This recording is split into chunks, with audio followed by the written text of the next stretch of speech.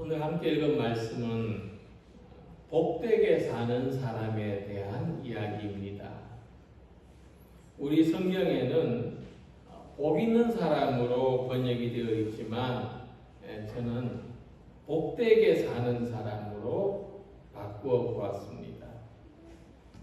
이것은 성경을 제 마음대로 고쳐서 이야기하는 것이 아니라 이렇게 이해해야 오해가 없기 때문입니다.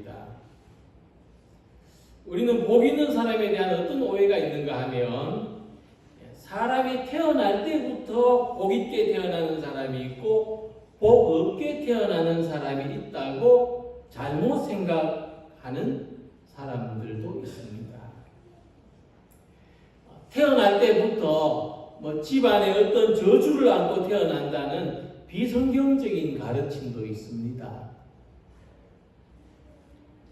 만약 태어날 때부터 복 있게 태어난 사람이 있고 무슨 저주를 안고 태어나는 사람이 있다고 믿는다면 하나님은 얼마나 불공평한 분으로 만드는 것입니까? 그래서 사람은 모두 복되게 태어난다는 것이 오히려 성경적인 가르침에 가깝습니다.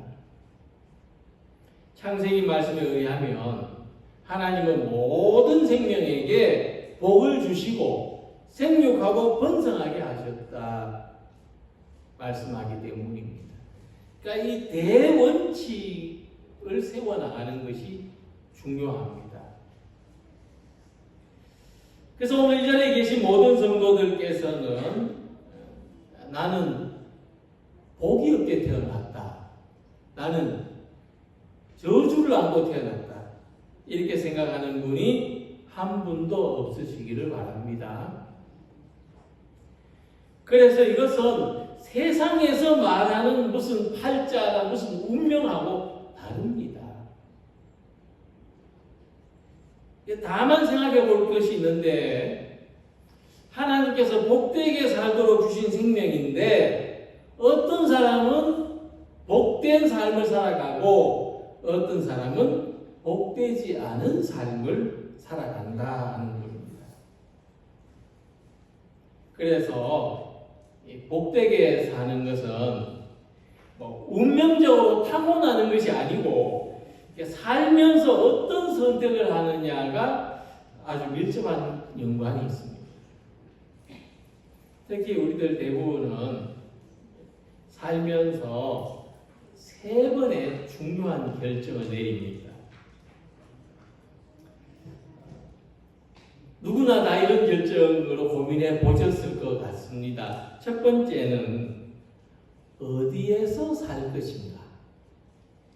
장소에 대한 결정이고, 두 번째는 무엇을 할 것인가?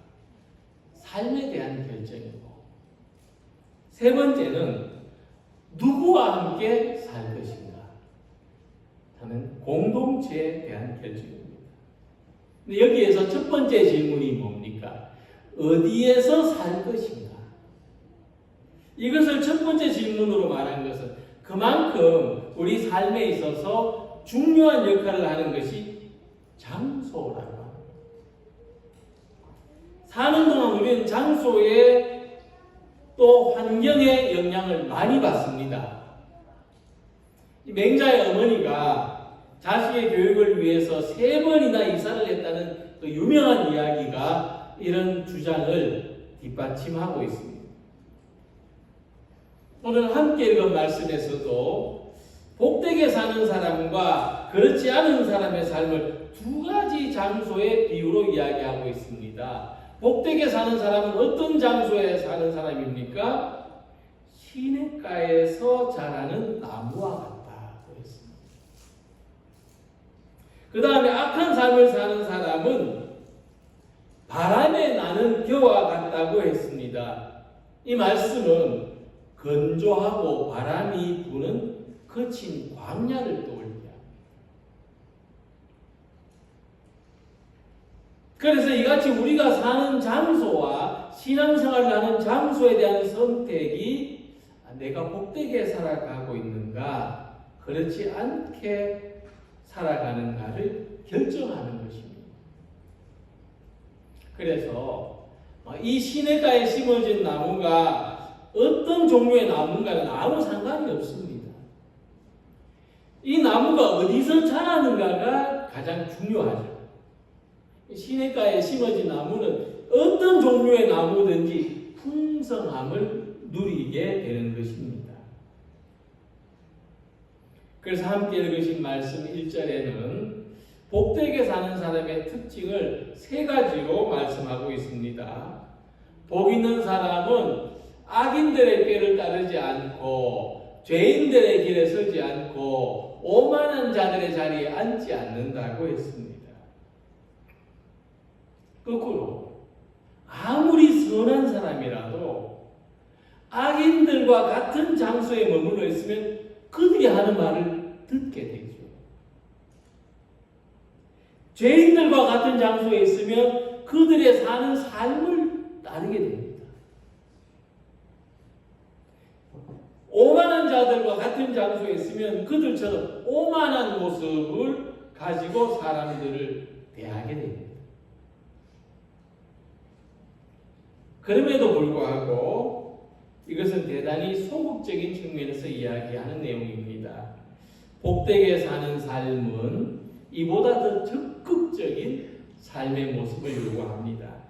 그렇다면 우리는, 오늘 우리 모든 성도들은 복되게 사는 사람이 되기 위하여, 복되게 살기 위하여 어떤 모습을 가져야 되는지를 함께 생각해 보면서 은혜를 나누도록 하겠습니다.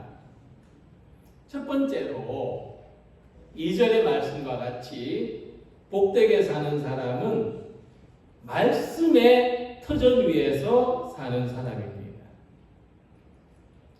복 있는 사람은 여호와의 율법을 즐거워하여 그의 율법을 주야로 묵상하는도다라고 말씀했습니다.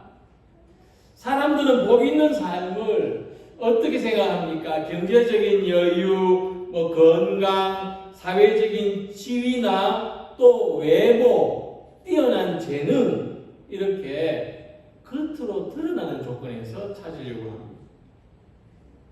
그런데 아무리 좋은 건물도 흔들리는 터전 위에서는 무용지물인 것처럼 겉으로 드러나는 조건을 아무리 좋게 많이 가졌다 하더라도 그것을 받쳐주는 터전이 견고하지 못하면 일순간에 무너져 버리고 마는 것입니다.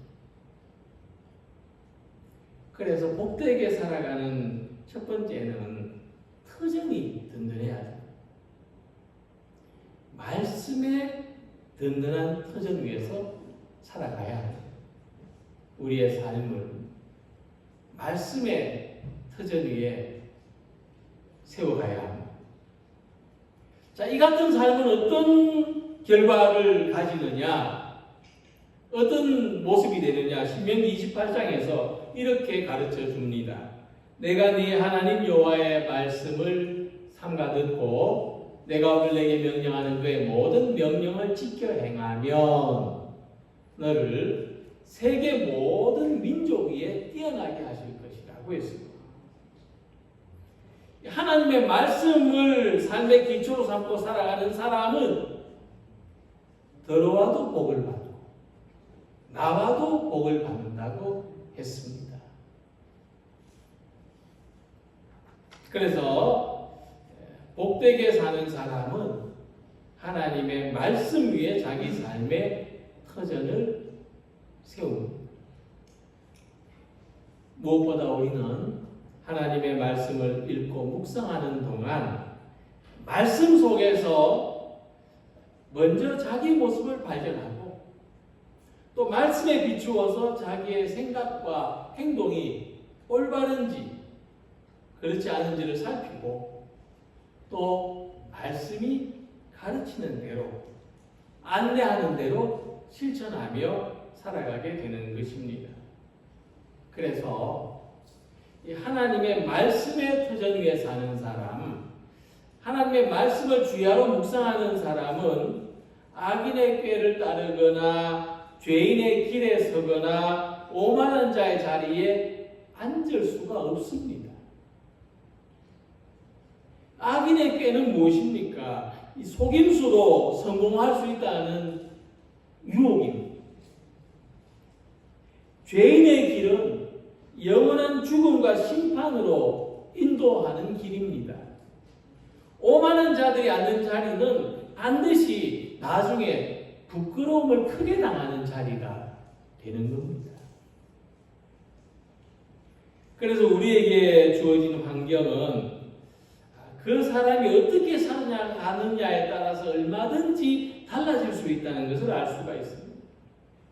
그래서 복된 사람과 복되지 않은 사람, 선한 사람과 악한 사람이 따로 있는 게 아닙니다. 날 때 정해지는 것이 아닙니다. 무슨 줄을 타고 나는 것이 아닙니다.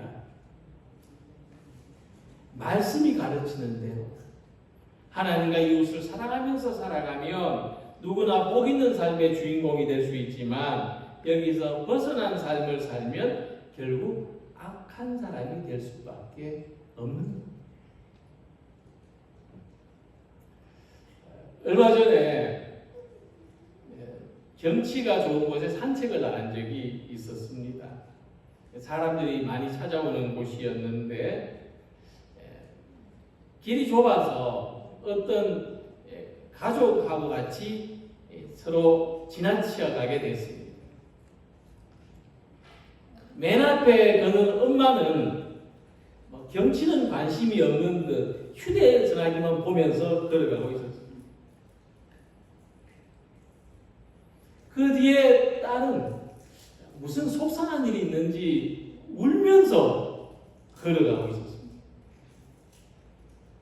그 뒤에 아들과 아버지는 이 모든 상황이 귀찮고 지겨운 듯이 아무 표정 없이 그냥 혼이 빠진 사람처럼 그 길을 걷고 있었습니다. 우리가 늘 눈으로 보는 나무와 숲도 집중해서 바라보면 우리 마음이 밝아집니다. 예쁜 꽃도 자세히 보면 아름다움이 보입니다. 이와 같이 우리가 하나님의 말씀도 조용히 읽고 묵상하면 하나님의 마음이 내 영혼 속에 스며듭니다. 그래서 복되게 사는 사람은 하나님의 말씀 위에서 생각하고 결정하고 행동합니다. 영의 양식이 되는 하나님의 말씀을 읽고 묵상하는 가운데 영혼의 양분을 풍성히 공급받으며 살아가는 복된 삶을 살아가는 성도들이 되시기를 소망합니다. 두 번째로 복되게 사는 사람은 은혜의 시냇가에 사는 사람입니다. 늘 우리에게 은혜의 시냇물이 흘러야 돼요. 그는 시냇가에 심은 나무가 철을 따라 열매를 맺으며 그 잎사귀가 마르지 아니함 같으니 그가 하는 모든 일이 다 형통하리로다. 물이 흐르는 시내는 생명의 근원과 풍요로운 삶을 상징합니다. 고대 모든 문명이 이 물가에서 비롯됐잖아요. 그만큼 물이 흐르는 곳은 살기가 좋다는 거예요. 이 풍성한 삶의 근원은 하나님의 은혜를 말합니다. 그래서 구약의 에스겔 선지자가 이 환상을 봅니다. 광야에 물이 흘러요. 그 물이 어디서 흘러나오는가? 근원을 따라가 보니까 그 근원에 하나님의 보좌가 있었다. 그 성전 문지방 밑에서 물이 흘러나왔다고 에스겔 47장 1절에 말씀하고 있습니다. 그래서 본문의 시냇가는 단순히 시적인 표현이 아니고 하나님으로부터 근원하는 흘러나오는 은혜를 나타내는 것입니다. 그리고 이 은혜는 하나님을 믿는 사람 안에서 흘러나오는 겁니다. 예수님 말씀하시기를 누구든지 목마르거든 내게로 와서 마시라. 나를 믿는 자는 성경의 이름과 같이 그 배에서 생수의 강이 흘러나오리라고 말씀했습니다. 주님을 믿는 삶을 살아가며 이 은혜의 생수가 어디서? 자기 안에서 솟아나는 것을 경험합니다. 하나님의 은혜가 바깥에 있는 것이 아니에요. 어떤 다른 곳에 있는 것이 아니라 이 은혜가 내 안에서 솟아나는 겁니다.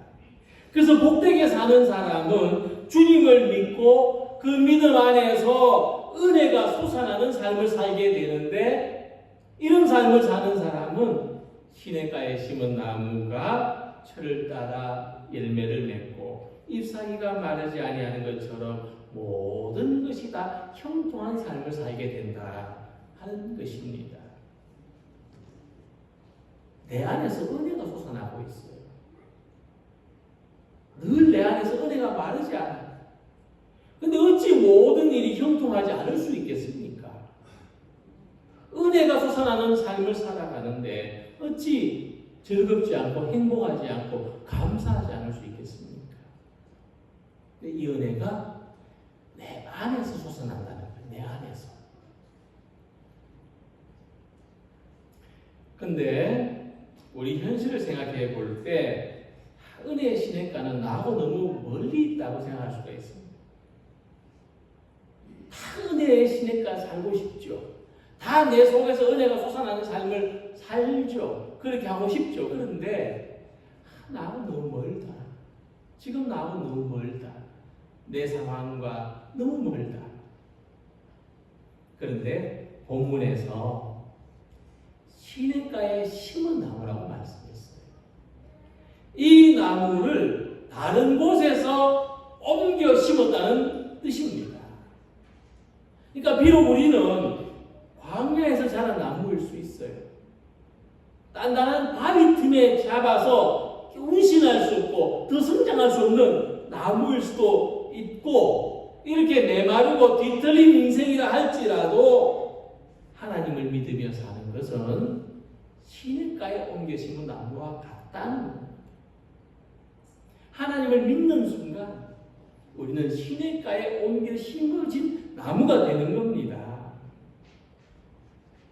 이 믿음이 우리를 복되게 살게 하고, 이 믿음으로 말미암아 우리 삶에 은혜의 강물이 흐르고, 우리가 이 믿음으로 말미암아 가난을 이기고 질고를 이기고 저주를 이기고 고난의 환경을 이기는 좋은 장소에서, 은혜의 장소에서 복되게 살아가는 성도들이 된 것을 믿으시기 바랍니다. 동물은 움직일 수 있잖아요. 그래서 동물은 거처를 옮기면서 삽니다. 아프면 병원에 찾아가잖아요. 그런데 움직일 수 없는 나무는 죽을 때까지 자기가 자라나는 곳에서 삽니다. 그러니까 나무에게서 약성 물질이 있는 거예요. 자기가 자기를 치료해야 되기 때문에. 아프다고 걸어서 병원에 갈 수 없기 때문에. 이게 창조의 원리입니다. 근데 우리는 광야의 메마른 곳에서 자라난 나무들이지만 이제는 시냇가에 옮겨 심은 나무가 되었습니다. 어제 교회 화단에 심긴 나무들 가지치기를 조금 했는데, 제가 늘 느끼는 거지만 난 우리 교회 나무들처럼 잘 자란 나무를 본 적이 없어요. 정말 잘 자라요. 우리 교회 나무들이 잘 자라요. 그런데 이 나무들은요, 모두 다른 데서 옮겨 심은 나무들이라는 거 아시죠? 우리 교회 이 나무들은요, 다 다른 데서 옮겨 심은 나무들이에요. 마당에 옮겨 심은 나무들도 이렇게 잘 자란다면은 시냇가에 옮겨 심은 나무 얼마나 더 잘 자라겠습니까?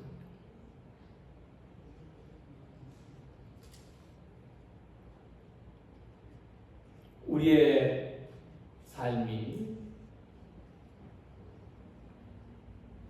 은혜의 시냇가에 옮겨 심어졌다.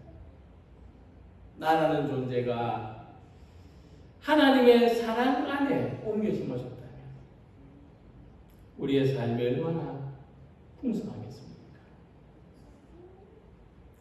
그래서 오늘도 주님을 믿는 은혜의 시냇가에 항상 있는 성도들이 되시기를 바랍니다.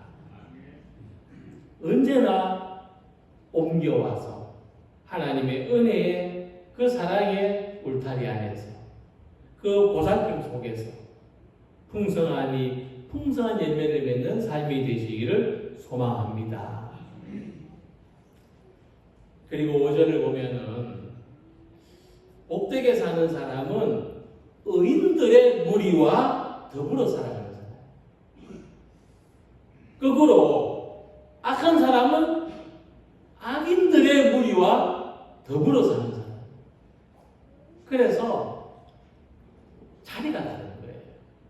삶의 장소, 환경, 즐겨 찾는 장소가 다른 겁니다. 그러므로 악인들은 심판을 견디지 못하며 죄인들이 의인들의 모임에 들지 못하리로다 라고 했습니다. 이 말씀에서 의인들의 모임이 있다는 것을 말씀하고 있습니다. 집안에 청소하다 보면은 먼지들끼리 뭉쳐 있습니다. 왜 그런지 아십니까? 왜 먼지들끼리 뭉쳐 있을까요? 먼지들조차도 서로 끌어당기는 힘이 작용해요. 먼지들끼리 서로를 알아보고 끌어당겨요. 그래가지고 먼지가 뭉쳐지는 거예요.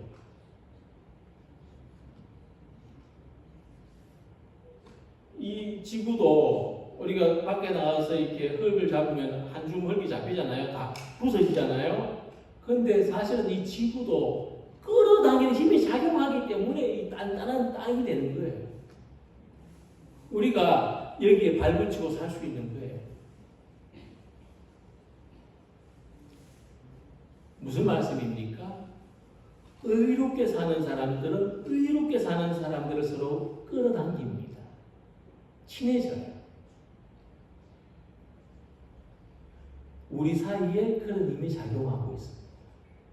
우리가 알지 못하지만 우리 사이에 서로를 끌어당기는 힘이 작용하고 있어요. 그래서 모이는 거예요. 우리는 이 의인들의 모임을 교회라고 해석합니다. 그래서 복되게 사는 사람은 교회로 모이는 사람이라 생각할 수가 있는 거죠.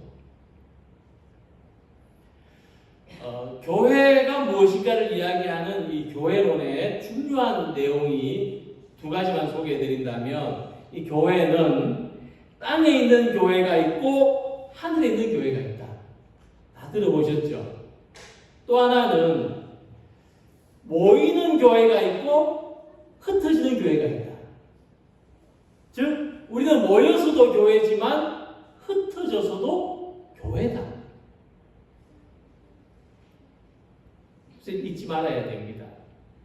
직장에, 가정에, 학교에서 우리는 교회다. 우리가 교회처럼만 산다면, 또는 교회에서처럼만 직장이나 가정이나 학교에서 살아간다면 우리는 복되게 사는 거예요.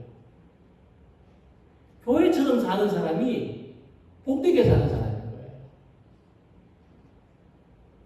그래서 교회로 살아가는 것이 복됩니다.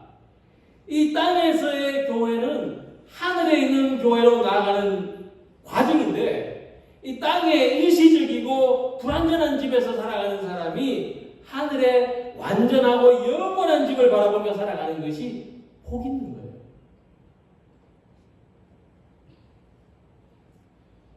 그래서 이 의인들의 모임, 이 교회는 모이는 것이 중요해요. 교회는 모이는 곳이에요. 초대교회가 고난을 이겨낸 비결도 잘 모이는 곳이 있었습니다. 그래서 날마다 성전에 모여서 사도의 가르침을 받으며 기도했고 수시로 함께 모여서 교제를 나누었다고 했습니다. 심지어 핍박을 받고 흩어져서도 그 흩어진 곳에서도 열심히 모였어요. 갑바도기아에 가면은 바위굴을 파서 흩어진 성도들이 모여서 교회가 된 유적이 수십 곳이 넘습니다. 모이는 곳마다 교회가 된 거예요. 우리도 모이기를 힘쓰고 열심히 모일 때 힘이 나는 교회가 되는 겁니다. 인생을 성공적으로 살아가는 사람들한테는 어떤 좋은 습관이 있다고 하죠. 나쁜 습관을 가진 사람이 성공하기 어려워요. 성공하는 사람들은 반드시 좋은 습관이 있어요. 신앙생활 하는데도 좋은 습관이 있어야 되는데 그 습관은 모이기를 힘쓰는 습관입니다. 복되게 살아가는 사람은 모이기를 힘쓰는 사람이에요. 내가 교회가 되는 사람, 내가 있는 곳에서 교회로 살아가는 사람입니다. 그래서 우리가 언제나 나는 의인들의 모임에 속한 사람이라는 것을 기억하고 어디서나 그렇게 살아가는 성도들이 되시기를 소망합니다. 우리는 복되게 살아가는 사람의 모습에 대해서 함께 은혜로운 말씀을 나누었습니다. 먼저 말씀의 터전 위에서 살아가는 사람입니다. 하나님의 말씀에는 살리는 힘이 있어요. 지금 자기의 삶의 자리에서 내가 살고자 하는 사람은 하나님의 말씀에서 힘을 얻으시기 축원합니다. 다음에는 은혜의 시냇가에서 살아가는 사람입니다. 주님을 믿는 사람 안에서는 자기 안에서 은혜가 솟아나옵니다. 내 안에서 솟아나는 은혜가 마르지 않는 성도들이 되시기를 축원합니다. 그리고 복되게 사는 사람은 언제나 어디서나 교회로 살아가는 사람입니다. 우리는 언제나 어디서나 그리스도입니다. 그리고 우리는 교회입니다. 내가 교회입니다. 교회로 살아가는 성도들이 되시기를 축원합니다. 본문 6절에 이 길을 여호와께서 인정하신다고 했습니다. 우리 인생에는 의인으로 사는 길이 있고 악인으로 사는 길이 있습니다. 날 때부터 정해진 건 아니지만 사는 길에 따라서 어떤 사람은 여호와께서 인정하시고 어떤 사람은 그렇지 않습니다. 오늘 복 있는 사람, 곧 복되게 사는 사람입니다. 우리 모든 성도들이 복되게 살아서 하나님이 인정하시고 축복하시는 우리 모두가 되시기를 주님의 이름으로 기원합니다. 기도드리겠습니다.